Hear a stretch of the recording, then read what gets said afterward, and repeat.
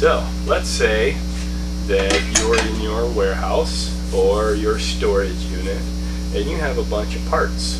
So here we go. Here's a bunch of parts. This is obviously an extreme, but these are those two machines that were just sitting here, all in their different parts. So when I put these back together, we should have the same two Vista machine and Super 60 machine. Now these are the machines that are strictly for gum, candy, 1-inch capsules. So let's start by dividing the parts. I've got Oak Vista on this side, and I've got Northwestern Super 60 on that part. So let's start from the bottom and work our way up. First part I have here, this is the base, and if you remember, this was for the Oak Vista. So I can start my file right here with the Oak Vista.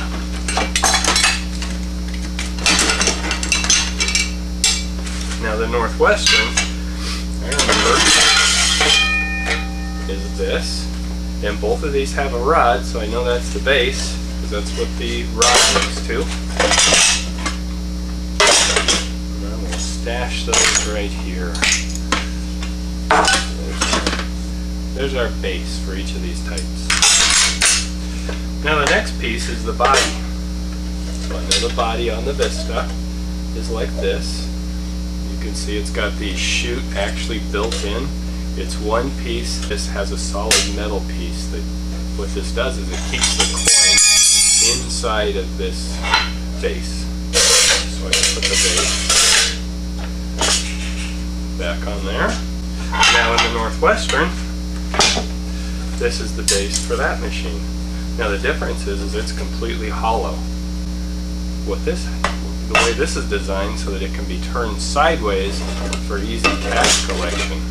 Go up and the cash can come out of here. Where Vista is made to pour out of the machine.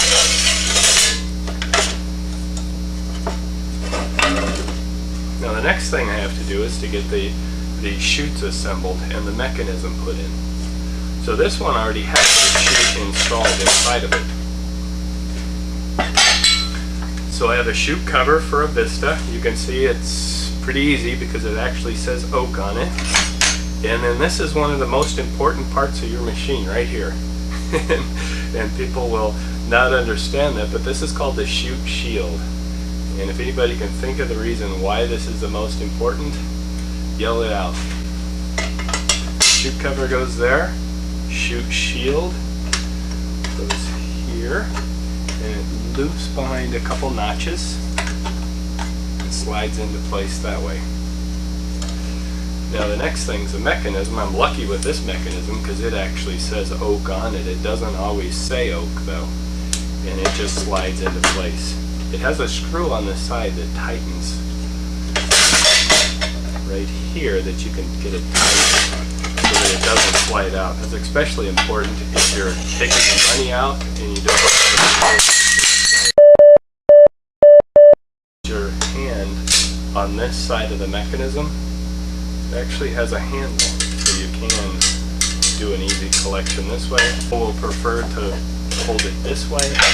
Just be sure and put pressure down on the mechanism to keep everything from falling.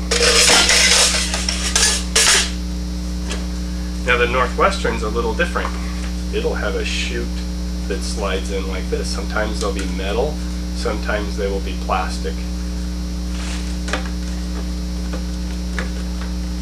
Slides right in there, so it's got a little groove. Let me pull that back out and show you. So it's got a little groove right inside of it so that it slides right on the piece of metal. Get a good angle right on that piece of metal. It slides right down like that.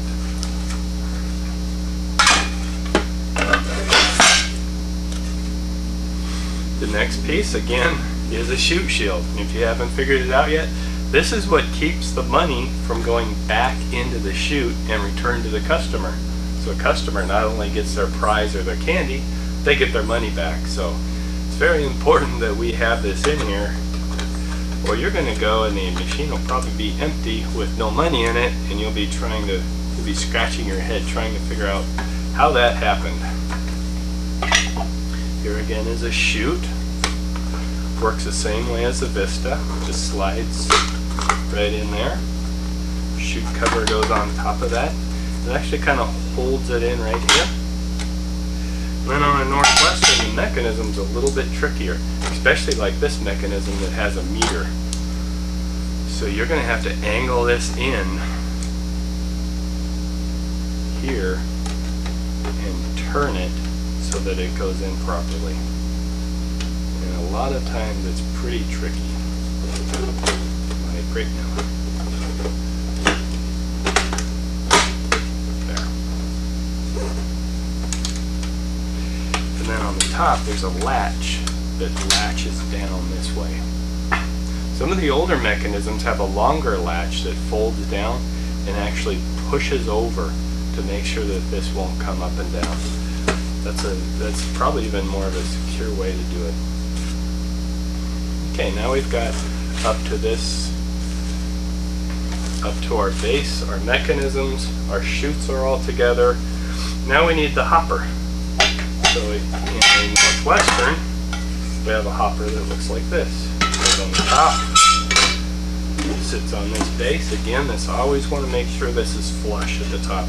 Same thing with the Oak Vista. It goes on top and sits flush across here. So you don't want to have any gaps here or the gears won't be able to mesh. If you look at the front here, you can see the gears right here that are ready to accept the wheel. So if this hopper isn't down all the way, those gears won't be there to catch the wheel. Same thing with the Oak. Here's the gears right here. So if this is up higher, if this is up a little bit, you see how the gears aren't as high now as they are when they're flush. Okay, now I've got to figure out my product wheels. So these are both called merchandise wheels. They're also called leaf adjustable wheels. This is a Northwestern wheel, so it comes in two different sections. It has handy little numbers on here. It'll go 1 through 6. Currently, if you're selling something for 25 cents, we're normally in the 6 number here. Now that varies, so there is a chart that shows how many candies to sell of each type. But generally it's in a 6 category. If you're in a dollar market where the candies are 50 cents, this is generally wider and a lot of times all the way open, depending again on the product. But for today's instruction, let's just go on number 6 and we'll put that wheel in there. Now, I need a housing. So we've got different housings here. Goes left. I know this is a Northwestern wheel. A lot of times I can cheat by just looking at the bottom of the wheel. If it has a notch like this, it'll have a notch sticking out of the bottom of the wheel. I always know that's Northwestern because on a Northwestern hopper, it always has the matching hole that goes. This matches. So if I turn this, you'll feel it snap, so this wheel cannot turn. It's solid. Now on an Oak, it's the same type of wheel except for the adjustment coming out in a number. This one actually has screws on the top to loosen and adjust. The neat thing about the Oak is you can adjust this wheel while it's in the machine. You don't have to take it apart.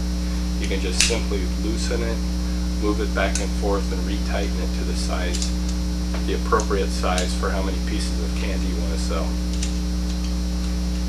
So we'll put that wheel in.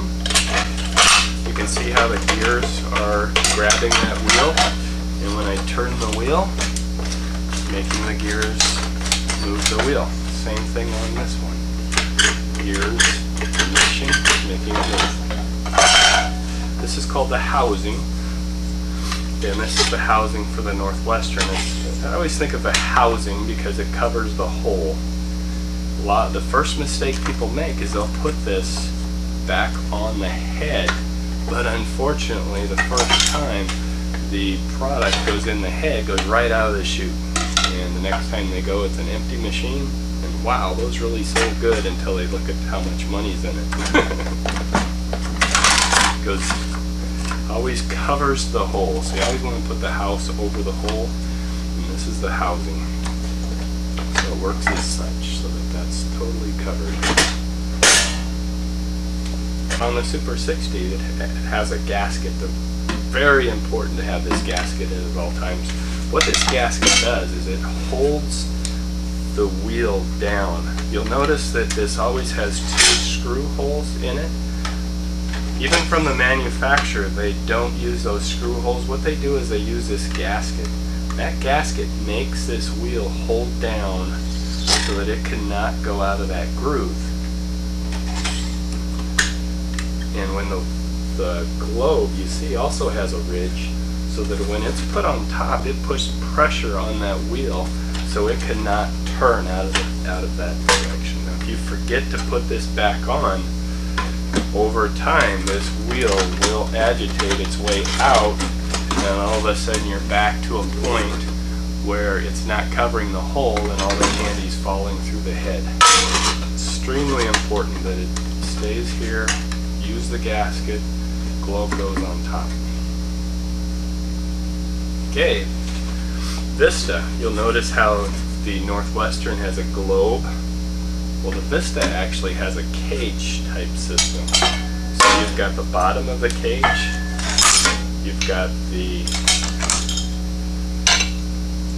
corner posts that go up, and you have a top ring that goes on top.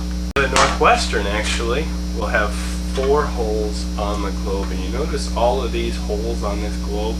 It's because sometimes it's turned different ways and the holes will match up differently. So you place this on the top, and then you're going to put 4 screws back in the top. Now, you may be taking a globe off out there in the field and only find 2 screws in it. It's okay, it's preferable to have 4. 2 will work. The problem is with 2, sometimes if you're pulling the head off, it may even crack the globe, and that's not fun, because especially if you have chiclets or a small item, you'll be picking up a lot of chiclets. But if it seems to be working fine, then that's okay. I prefer to have 4 myself. 2, 3, 4, and especially here, the long screwdriver really helps get down there and reach them. 1,